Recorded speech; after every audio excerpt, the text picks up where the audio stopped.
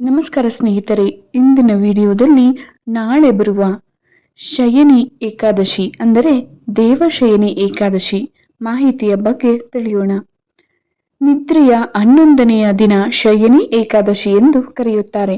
ಇದನ್ನು ವಿವಿಧ ಇತರ ಹೆಸರುಗಳಿಂದಲೂ ಕರೆಯುತ್ತಾರೆ. ಹಿಂದೂ ಮಾಸದ ಆಷಾಢ, ಜೂನ್ ಮತ್ತು ಜುಲೈ ತಿಂಗಳಿನ ನಡುವೆ ಪ್ರಕಾಶಮಾನವಾದ 15 ದಿನಗಳ ಶುಕ್ಲ ಪಕ್ಷ 11ನೆಯ ಚಂದ್ರನ ದಿನ ಏಕಾದಶಿ. ಈ ಸಂದರ್ಭವು ಹಿಂದೂ ರಕ್ಷಕ ದೇವತೆ ವಿಷ್ಣುವಿನ ಅನುಯಾಯಿಗಳಾದ ವೈಷ್ಣವರಿಗೆ ಪವಿತ್ರವಾದದ್ದು. ಏಕೆ ಎಂದರೆ ಇದು ದೇವರು ನಿದ್ರೆಯನ್ನು ಪ್ರಾರಂಭವಾಗುವ ದಿನವೆಂದು ಪರಿಗಣಿಸಲಾಗಿದೆ.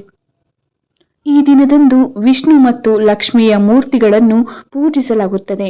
ರಾತ್ರಿ ಇಡಿಯೂ ಪ್ರಾರ್ಥನೆಗಳನ್ನು ಹಾಡುತ್ತಾ ಕಳೆಯಲಾಗುತ್ತದೆ ಮತ್ತು ಭಕ್ತರು ಈ ದಿನದಂದು ಉಪವಾಸ ಮತ್ತು ಪ್ರತಿಜ್ಞೆಗಳನ್ನು ತೆಗೆದುಕೊಳ್ಳುತ್ತಾರೆ. ಇದನ್ನು ಮಳೆಗಾಲದ 70ನೇ ಅವಧಿಯಲ್ಲಿ ಆಚರಿಸಲಾಗುತ್ತದೆ.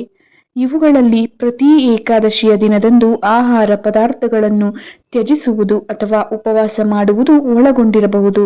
ವಿಷ್ಣುವು ಕ್ಷೀರಸಾಗರದಲ್ಲಿ ಶೇಷ ಎಂಬ ಕಾಸ್ಮಿಕ್ ಸರ್ಪದ ಮೇಲೆ ನಿದ್ರಿಸುತ್ತಾನೆ ಎಂದು ನಂಬಲಾಗಿದೆ. ವಿಷ್ಣುವು ಅಂತಿಮವಾಗಿ 4 ತಿಂಗಳ ನಂತರ ಪ್ರಬೋಧಿನಿ ಏಕಾದಶಿ ಎಂದು ಹಿಂದೂ ಮಾಸದ ಕಾರ್ತಿಕ ಮಾಸದ ಅಕ್ಟೋಬರ್ ಅಥವಾ ನವೆಂಬರ್ ನಲ್ಲಿ ಪ್ರಕಾಶಮಾನವಾದ 15 ದಿನಗಳ 11ನೇ ದಿನದಂದು ತನ್ನ ನಿದ್ರೆಯಿಂದ ಎಚ್ಚರಗೊಳ್ಳುತ್ತಾನೆ. ಈ ಅವಧಿಯನ್ನು ಚಾತುರ್ಮಾಸ್ಯ, ಅಕ್ಷರಶಃ 4 ತಿಂಗಳುಗಳು ಎಂದು ಕರೆಯಲಾಗುತ್ತದೆ ಮತ್ತು ಇದು ಮಳೆಗಾಲದೊಂದಿಗೆ ಸೇರಿಕೊಳ್ಳುತ್ತದೆ.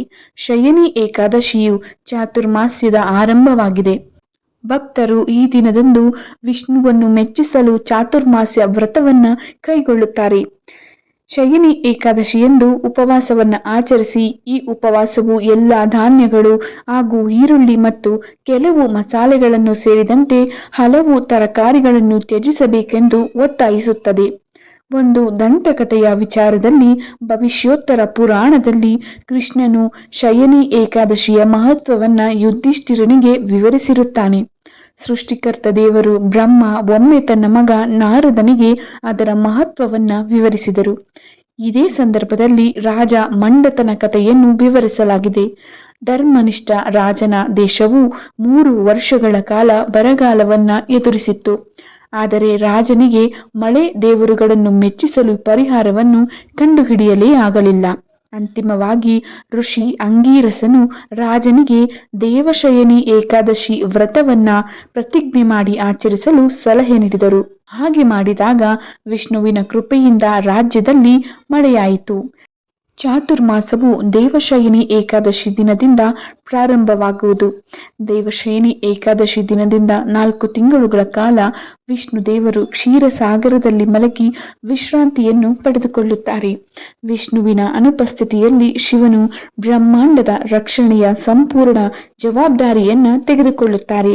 4 ತಿಂಗಳುಗಳ ಬಳಿಕ ವಿಷ್ಣು ದೇವನು ದೇವೋತ್ಥಾನ ಏಕಾದಶಿಯ ದಿನದಂದು ವಿಶ್ರಾಂತಿಯಿಂದ ಎದ್ದು ಮರಳಿ ಸೃಷ್ಟಿಯ ಜವಾಬ್ದಾರಿಯನ್ನು ವಹಿಸಿಕೊಳ್ಳುತ್ತಾರೆ. ದೇವಶಯನಿ ಏಕಾದಶಿ ದಿನವು ವಿಷ್ಣು ಮತ್ತು ಲಕ್ಷ್ಮೀ ದೇವಿಯನ್ನು ಸಂತುಷ್ಟಗೊಳಿಸುವ ಉತ್ತಮವಾದ ದಿನವಾಗಿದೆ. 2026ರ ದೇವಶಯನಿ ಏಕಾದಶಿ ವ್ರತವನ್ನ ಜುಲೈ 25ರಂದು ಶನಿವಾರದ ದಿನ ಆಚರಿಸುತ್ತಿದ್ದಾರೆ. ಈ ಮಂಗಳಕರ ದಿನದಂದು ಕೆಲವು ಕೆಲಸಗಳನ್ನು ಮಾಡುವ ಮೂಲಕ ವಿಷ್ಣು ಮತ್ತು ಲಕ್ಷ್ಮೀ ದೇವಿಯನ್ನು ಸಂತುಷ್ಟಗೊಳಿಸಬಹುದಾಗಿದೆ. ದೇವಶಯನಿ ಏಕಾದಶಿಯ ದಿನದಂದು ನೀವು ಇವುಗಳನ್ನು ಮಾಡುವುದರಿಂದ ಸಂಪತ್ತು, ಸಮೃದ್ಧಿ ಮತ್ತು ಅದೃಷ್ಟದ ಆಶೀರ್ವಾದವು ಲಭಿಸುವುದು. ಇದು ನಿಮ್ಮ ಹಣಕಾಸಿನ ಸಂಕಷ್ಟಗಳನ್ನು ಪರಿಹಾರ ಮಾಡುವುದು ಹಾಗೂ ಮನೆಗೆ ಸಮೃದ್ಧಿಯನ್ನ ತಂದುಕೊಡುವುದು. 2026ರ ದೇವಶಯನಿ ಏಕಾದಶಿಯ ದಿನದಂದು ತುಳಸಿ ಮತ್ತು ಹೂವುಗಳನ್ನು ಬಳಸಿ ಈ ಕೆಲಸಗಳನ್ನು ಮಾಡುವುದರಿಂದ ಲಕ್ಷ್ಮೀ ನಾರಾಯಣರ ಅನುಗ್ರಹ ದೊರೆಯುವುದು. ವಿಷ್ಣು ದೇವನಿಗೆ ಈ ಹೂವುಗಳನ್ನು ಅರ್ಪಿಸಬೇಕು. ಈ ಏಕಾದಶಿ ವ್ರತದ ದಿನದಂದು ವಿಷ್ಣು ಮತ್ತು ಲಕ್ಷ್ಮೀ ದೇವಿಗೆ ಅಂದರೆ ಲಕ್ಷ್ಮೀ ನಾರಾಯಣರಿಗೆ ವಿಶೇಷ ಪ್ರಾರ್ಥನೆಗಳನ್ನು ಸಲ್ಲಿಸಿ. ಈ ದಿನದಂದು ನೀವು ವಿಷ್ಣು ದೇವನ ಹಾಗೂ ಆತನ ಯಾವುದೇ ಅವತಾರಕ್ಕೆ ಪೂಜೆಯನ್ನು ಸಲ್ಲಿಸುವಂತಹ ಸಂದರ್ಭದಲ್ಲಿ ವಿಷ್ಣು ದೇವನಿಗೆ ಪ್ರಿಯವಾಗುವಂತಹ ಹೂವುಗಳನ್ನೇ ಅರ್ಪಿಸಬೇಕು. ವಿಷ್ಣು ದೇವನಿಗೆ ಪಾರಿಜಾತ ಹೂವುಗಳೆಂದರೆ ಆತ್ಮೀಯ ಪ್ರಿಯ. 2026ರ ದೇವಶಯನಿ ಏಕಾದಶಿ ಪೂಜೆಯ ಸಮಯದಲ್ಲಿ ಪಾರಿಜಾತ ಹೂವುಗಳನ್ನು ಅಥವಾ ಪಾರಿಜಾತ ಹೂವುಗಳ ಹಾರವನ್ನು ನೀವು ವಿಷ್ಣುದೇವನಿಗೆ ಅರ್ಪಿಸಬಹುದು. ಏಕಾದಶಿಯ ದಿನದಂದು ವಿಷ್ಣುದೇವನ ನೆಚ್ಚಿನ ಶಂಖಪುಷ್ಪ ಹೂವುಗಳನ್ನು ಸಹ ಅರ್ಪಿಸಬೇಕು. ಈ ಹೂವನ್ನು ನೀವು ವಿಷ್ಣುದೇವನಿಗೆ ನೀಡುವುದರಿಂದ ಮನೆಗೆ ಸಮೃದ್ಧಿಯು ಆಕರ್ಷಿತವಾಗುವುದು, ಧನ ಸಂಪತ್ತು ಸಮೃದ್ಧಿಯಾಗುವುದು. ವಿಷ್ಣುದೇವನನ್ನು ಈ ಹೂವಿನ ಮೂಲಕ ಪೂಜೆ ಮಾಡುವುದರಿಂದ ವ್ಯಕ್ತಿಯ ಅದೃಷ್ಟವು ಬೆಳೆಗಳು ಪ್ರಾರಂಭವಾಗುವುದು. ಹಿಂದೂ ಧರ್ಮ ಗ್ರಂಥಗಳ ಪ್ರಕಾರ ವಿಷ್ಣುದೇವನು ಹಳದಿ ಬಣ್ಣದ ಹೂವುಗಳನ್ನು ಬಹಳ ಪ್ರೀತಿಸುತ್ತಾರೆ. ಆದ್ದರಿಂದ ಈ ದೇವಶಯನಿ ಏಕಾದಶಿಯ ದಿನದಂದು ವಿಷ್ಣುದೇವನನ್ನು ಪೂಜಿಸಿ ಆತನಿಗೆ ಹಳದಿ ಬಣ್ಣದ ಚೆಂಡು ಹೂವುಗಳನ್ನು ಸಹ ಅರ್ಪಿಸುವುದರಿಂದ ಅವನು ಶೀಘ್ರದಲ್ಲೇ ಸಂತುಷ್ಟನಾಗುತ್ತಾನೆ. ಇದು ನಿಮ್ಮ ಕೆಲಸದಲ್ಲಿ ಎದುರಾಗುವಂತಹ ಎಲ್ಲ ರೀತಿಯ ಅಡೆತಡೆಗಳನ್ನು ದೂರ ಮಾಡುತ್ತದೆ ಎನ್ನುವ ನಂಬಿಕೆ ಇದೆ. ಕಮಲದ ಹೂವು ವಿಷ್ಣು ಮತ್ತು ಲಕ್ಷ್ಮೀ ದೇವಿಯ ಆಶೀರ್ವಾದವನ್ನು ನೀಡುತ್ತದೆ. ಸಂಪತ್ತಿನ ದೇವತೆಯಾದ ಲಕ್ಷ್ಮೀ ದೇವಿಯನ್ನು ಮೆಚ್ಚಿಸಲು ಪೂಜೆಯಲ್ಲಿ ಕಮಲದ ಹೂವನ್ನು ಅರ್ಪಿಸುವುದನ್ನು ಶಾಸ್ತ್ರಗಳಲ್ಲಿ ಪವಾಡ ಪರಿಹಾರವೆಂದು ಪರಿಗಣಿಸಲಾಗಿದೆ. ಇದು ಸಂಪತ್ತು ಮತ್ತು ಸಮೃದ್ಧಿಯನ್ನು ಹೆಚ್ಚಿಸುತ್ತದೆ ಮತ್ತು ಆರ್ಥಿಕ ನಿರ್ಬಂಧಗಳನ್ನು ತಡೆಯುತ್ತದೆ. ನಮ್ಮ ಹಿಂದೂ ಧರ್ಮದ ಪ್ರಕಾರ ತುಳಸಿ ಗಿಡವು ಲಕ್ಷ್ಮೀ ದೇವಿಯ ಒಂದು ರೂಪವಾಗಿದೆ. ತುಳಸಿ ವಿಷ್ಣುವಿಗೆ ತುಂಬಾನೇ ಪ್ರಿಯವಾದ ಸಸ್ಯ.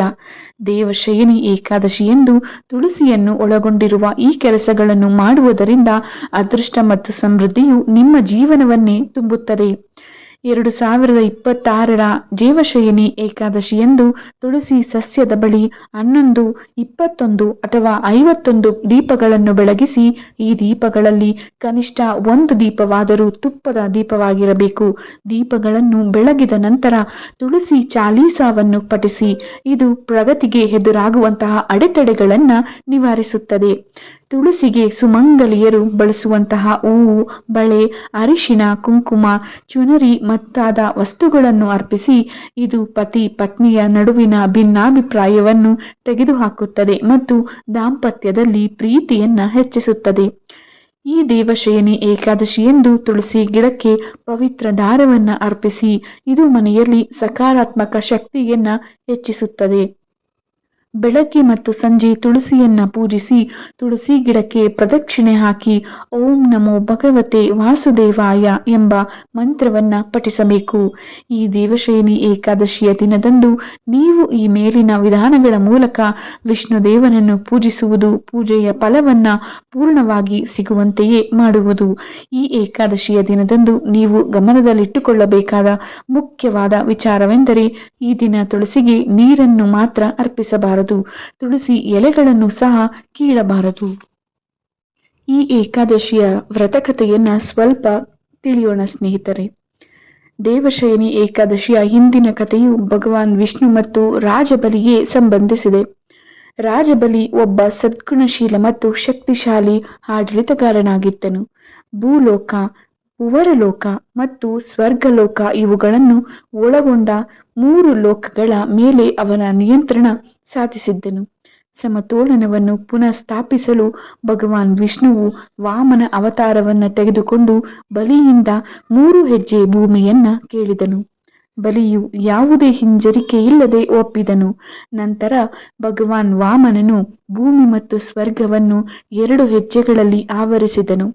3ನೇ ಹೆಜ್ಜೆಗೆ ಸ್ಥಳವಿಲ್ಲದ ಕಾರಣ ಬಲಿಯು ತನ್ನ ತಲೆಯನ್ನ ಅರ್ಪಿಸಿದನು. ಈ ಭಕ್ತಿ ಮತ್ತು ನಮ್ರತೆಯನ್ನು ನೋಡಿ ಭಗವಾನ್ ವಿಷ್ಣುವು ಸಂತೋಷಗೊಂಡು ಬಲಿಗೆ ವರವನ್ನು ಬೇಡುವಂತೆ ಕೇಳಿದನು. ಇದನ್ನು ಕೇಳಿದ ಭಗವಾನ್ ವಿಷ್ಣುವು ಬಲಿ ರಾಜನು ಭಗವಾನ್ ವಿಷ್ಣುವನ್ನು ಪಾತಾಳ ಲೋಕದಲ್ಲಿ ತನ್ನೊಂದಿಗೆ ಇರಲು ವಿನಂತಿಸಿದನು. ಇದನ್ನು ಕೇಳಿದ ಭಗವಾನ್ ವಿಷ್ಣುವು ಅವನ ಕೋರಿಕೆಯನ್ನು ಸ್ವೀಕರಿಸಿ ಪ್ರತಿ ವರುಷ 4 ತಿಂಗಳ ಪಾತಾಳ ಲೋಕದಲ್ಲಿಯೇ ಇರುವುದಾಗಿ ಭರವಸೆ ನೀಡಿದನು. ಅಂದಿನಿಂದ ಭಗವಾನ್ ವಿಷ್ಣುವು ದೇವಶಯನಿ ಏಕಾದಶಿಯಂದು ಯೋಗ ನಿದ್ರೆಯನ್ನು ಪ್ರವೇಶಿಸುತ್ತಾನೆ ಮತ್ತು ಮುಂದಿನ 4 ತಿಂಗಳುಗಳ ಕಾಲ ಪಾತಾಳ ಲೋಕದಲ್ಲಿ ಇರುತ್ತಾನೆ ಎಂದು ನಂಬಲಾಗಿದೆ.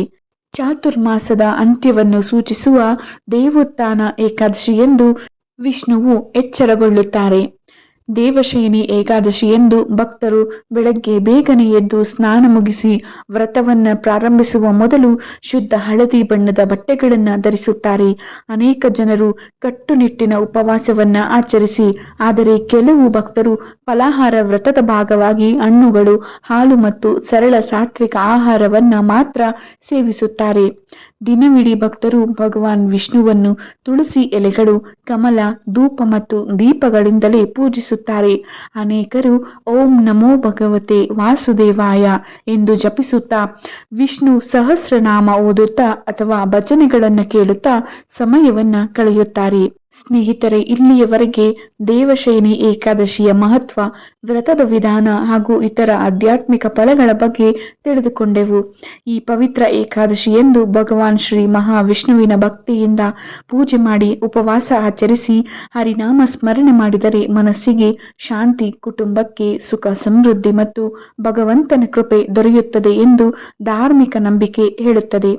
ಈ ಮಾಹಿತಿಯ ವಿಡಿಯೋ ಉಪಯುಕ್ತವಾಗಿದ್ದಲ್ಲಿ ನಮ್ಮ ರಮ್ಯ ಭಕ್ತಿ ಧ್ವನಿ ಚಾನೆಲ್ಗೆ ತಪ್ಪದೆ ಲೈಕ್, ಶೇರ್ ಮತ್ತು ಸಬ್ಸ್ಕ್ರೈಬ್ ಮಾಡೋದನ್ನು ಮರೆಯಬೇಡಿ. ಇನ್ನಷ್ಟು ಧಾರ್ಮಿಕ, ಪೌರಾಣಿಕ ಹಾಗೂ ಭಕ್ತಿಮಯ ವಿಡಿಯೋಗಳಿಗಾಗಿ ನಮ್ಮೊಂದಿಗೆ ಸದಾ ಇರಿ. ಕೊನೆಯಲ್ಲಿ ಶ್ರೀಹರಿ ವಿಷ್ಣುವಿನ ಕೃಪೆ ನಿಮ್ಮ ಮತ್ತು ನಿಮ್ಮ ಕುಟುಂಬದ ಮೇಲೆ ಸದಾ ಇರಲಿ ಎಂದು ಹಾರೈಸುತ್ತಾ ಮತ್ತೆ ಒಂದು ಹೊಸ ಭಕ್ತಿಮಯ ವಿಷಯದೊಂದಿಗೆ ಭೇಟಿಯಾಗೋಣ. ಓಂ ನಮೋ ನಾರಾಯಣಾಯ. ಶ್ರೀಮನ್ನಾರಾಯಣನ ಕೃಪೆ ಎಲ್ಲರ ಮೇಲೂ ಸದಾ ಇರಲಿ. ಧನ್ಯವಾದಗಳು.